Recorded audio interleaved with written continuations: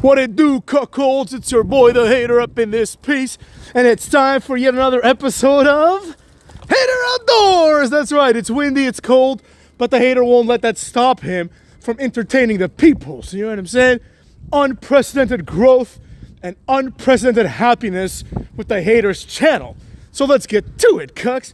Today's video is about a topic that often goes unmentioned, and that is wrestlers getting over. I'm gonna argue right now that nobody is over.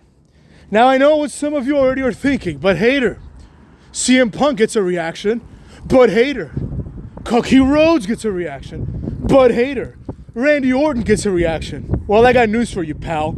Just because someone gets a reaction doesn't mean they're over. Fandango got a reaction? Was Fandango over? At the Royal Rumble, people like The Godfather may appear. Is The Godfather still over? No. There is another phenomenon that often gets conflated with a wrestler being over. And that phenomenon stems from the age-old saying, absence makes the heart grow fonder, or whatever, something along those lines. Cuts. The Hater ain't Aesop. Now here's how it goes.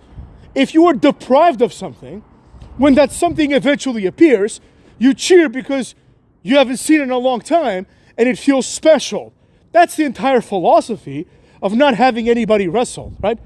And this is engineered on purpose, obviously, by the WWE and AEW to a lesser extent, in order to basically get cheers when they don't deserve cheers, right? In other words, if you don't see, like, you know, Cody Rhodes for like 7 weeks, when you see him, you're going to be like, wow, it's a special week because this guy's here, right? Likewise, if you see Otis every week, you don't care about Otis. But I guarantee you, if in 5 years, let's say Otis gets released today, and in 5 years, Otis comes as a surprise entrant in the Royal Rumble, he's going to get a massive pop. It's not because he's over. It's because there's nothing else to cheer for, right? It's as simple as that. In essence, the WWE system has replaced the concept, the requirement of getting over with just showing up. And in order to make showing up special, what they do is they don't make the person show up for 7 weeks, and then something that should be pedestrian and commonplace feels special to the neckbeard demographic. Obviously, the majority of fans don't buy into this, which is why they've switched the channel and haven't switched back like 15 years ago. You understand me? But nevertheless, now we're going to go over why nobody is actually over. The first reason is nobody is over because there is nothing to get over on, right? There isn't enough time and room for accomplishments and success to get a wrestler over. You heard? The fact of the matter is that wrestlers cannot get over because wrestlers don't get the opportunity to get over, right? If a wrestler's not cutting promos and doing cool things, then why would anyone care about the wrestler? Now, this is where we get to our alternative, where instead of getting someone over, Triple H and pals decide that, well, since nobody here has any capacity of being over, we're going to go to this new format of just not having anybody wrestle. Now ask yourself, let's look at Cody Rhodes and CM Punk. Probably the best two arguments of wrestlers that are over.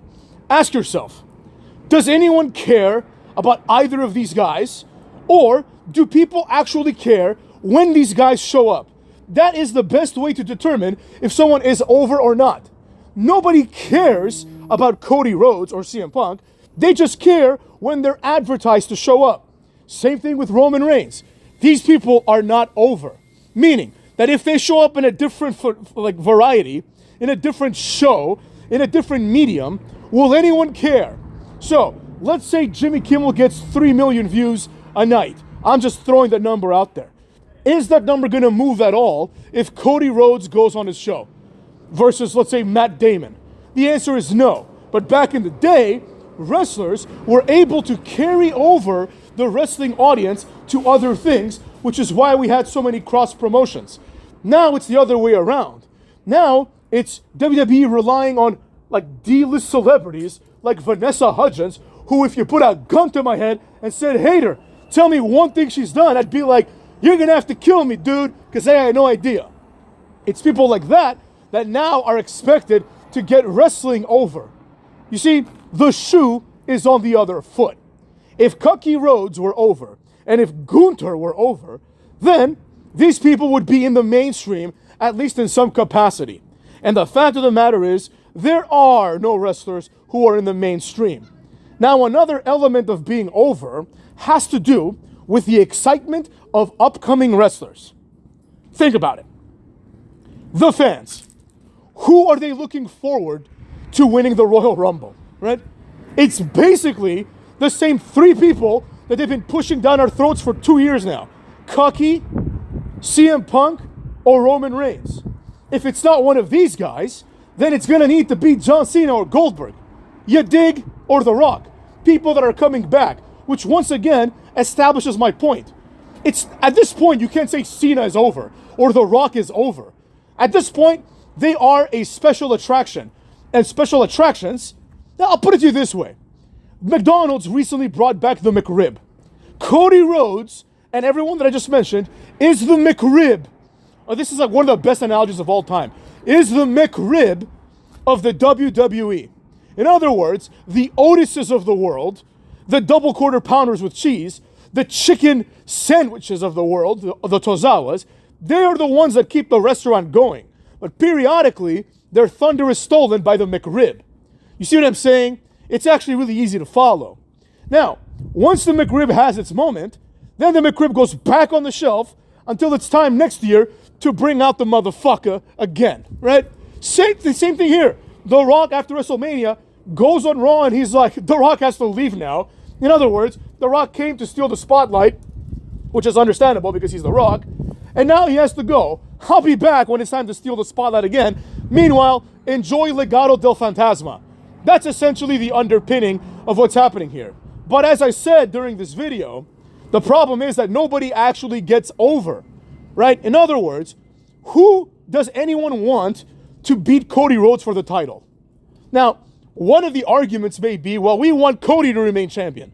Well, then that means WWE has failed in getting someone over, because you should want someone else to win the title a few months after, because someone else should be working to get better, right? For example, for a long time, Cody Rhodes was the guy that was supposed to win the title. And this was what the Hater and other intelligent people said right before WrestleMania 40. You may recall, the Hater said, once Cody finishes the story, then what, right? What is the next step? Well, apparently, the next step is have an on and off feud with Cookie Owens in an attempt to establish who likes Roman Reigns more. The entire feud is predicated on Roman Reigns. The entire Sami Zayn, Seth Rollins thing is predicated on Roman Reigns. If there was no Roman Reigns, all of these assholes wouldn't know what to do with themselves. They'd just be walking around doing nothing. Nobody trying to get over. Now, there are people like LA Knight who have gotten over, right? There are always exceptions to the rule. But unless getting over comes with some sort of payment, then there is no need to get over, right? The payment comes twofold. Number one, selling merch, right? That gives you residuals, that gives you money. And number two, the implications always have been that if you get over, you will be rewarded, because the business of wrestling is not a real sport, and it doesn't matter who's better or worse. It matters who gets over. Now, just because someone's over doesn't mean they should be WWE champion, but at the very least, it should mean that they are pushed and they are given more screen time. In the current WWE, it absolutely should mean that they should become WWE champion. So you people may recall, my fans, that I said one of the Haters' favorite wrestlers at the time was Matt Hardy version 1, but the Hater didn't have aspirations that Matt Hardy version 1 should be WWE champion. If Matt Hardy version 1 happened today, I would want him to be WWE champion, because he would be one of the only people that is over. In the past, it used to be, oh, there's like 10 people that are over, and the 11th guy that's over is not going to be champion because there's 10 people ahead of him, right? You have Shawn Michaels, who's more over than Matt Hardy. You have Triple H, who's more over than Matt Hardy. You have Cena, who's more over than Matt Hardy. You have Lesnar, Batista, the list goes on and on. But eventually, it should be Matt Hardy's turn, right? Now, nobody's over. So at this juncture, what should happen is anyone that gets over should get a WWE Championship match and win the title. Because the alternative is have Gunther as one of your World Heavyweight Champions. The guy hasn't gotten over, and more importantly than that, he's not entertaining. So, we need to refocus the efforts on two things. Number one, getting people over, and number two, perhaps even more importantly, making people entertaining again. Two things that the E, as well as AEW obviously, have failed to do, cuckolds.